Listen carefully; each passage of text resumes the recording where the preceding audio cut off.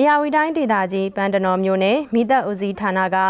2026ခုနှစ်မေလ9ရက်နေ့မှာကြာရောက်မဲ့280ပြည့်မြန်မာနိုင်ငံမိသက်တပ်ဖွဲ့တွေကိုဂုဏ်ပြုကြိုဆိုတဲ့အနေနဲ့မြို့နယ်မိသက်ဦးစီးမှုဦးမောင်မောင်ဦးဦးဆောင်တဲ့ဒီကနေ့မနက်ပိုင်းက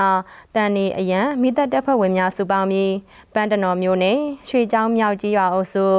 ရွှေမြင့်တင်ကြီးရွာရှိရှေးဟောင်းသမိုင်းဝင်ရွှေမြင့်တင်စေတော်မြတ်ကြီးဖျားဝန်းတွင်စုပေါင်းတန်ရှင်လှုပ်အားဒါနကောင်းမှုကုသိုလ်များစုပေါင်းဆောင်ရွက်ကြပါတယ်။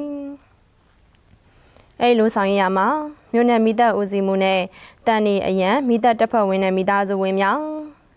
ပသွယ်နယ်မြေမိသက်စခန်းမှာမိသက်တပ်ဖွဲ့ဝင်90ဦးတို့က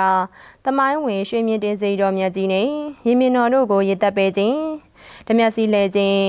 ဖျားဝန်းအတွင်းချုံနယ်များကိုရှင်းလင်းခြင်းများကိုဆောင်ရွက်ခဲ့ပြီးငကယုံဖျားအားရေဖြစ်လူရန်ခြင်းနဲ့မြို့နယ်မိသက်ဦးစီးမှုကဖျားရုပ်ပါတော်များကိုရောင်းတော်ဖွင့်ခြင်းနဲ့